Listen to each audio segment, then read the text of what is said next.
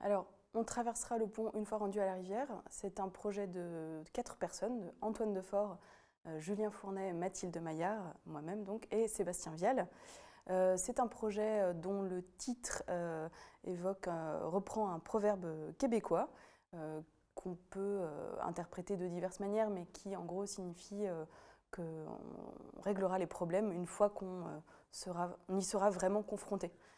Donc c'est l'idée d'avancer pas à pas et d'y aller étape par étape. C'est un projet qu'on a construit comme un spectacle radio-diffusé, c'est-à-dire que donc il y a 2 groupes de spectateurs.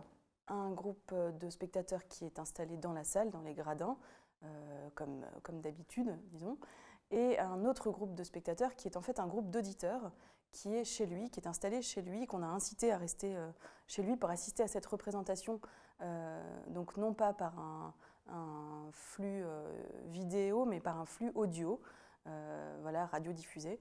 Donc ces spectateurs voilà, sont chez eux a priori plutôt seuls, enfin, on leur a donné l'indication de plutôt rester tout seuls chez eux, et donc tout l'enjeu, toute la construction du spectacle va être en fait de mettre en connexion ces 2 groupes de spectateurs qui vont assister à un objet spectacle, un objet spectaculaire, mais qui n'auront pas accès au même flux.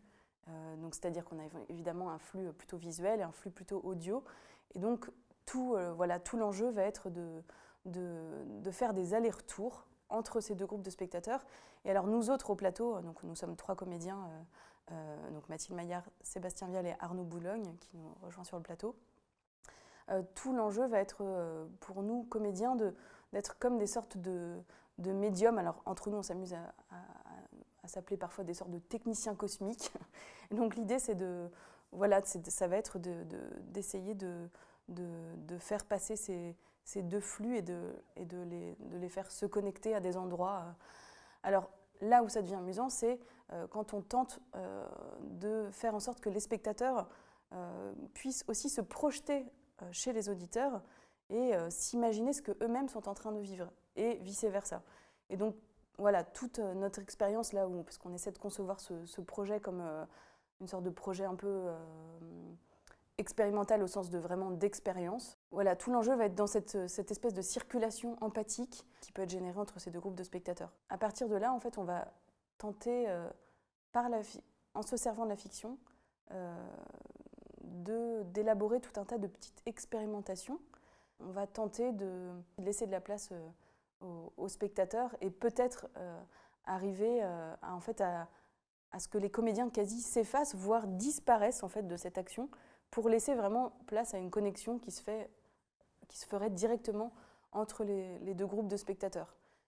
Alors là, c'est aussi l'envie, bien sûr, de revisiter un peu l'objet théâtre, l'objet spectacle.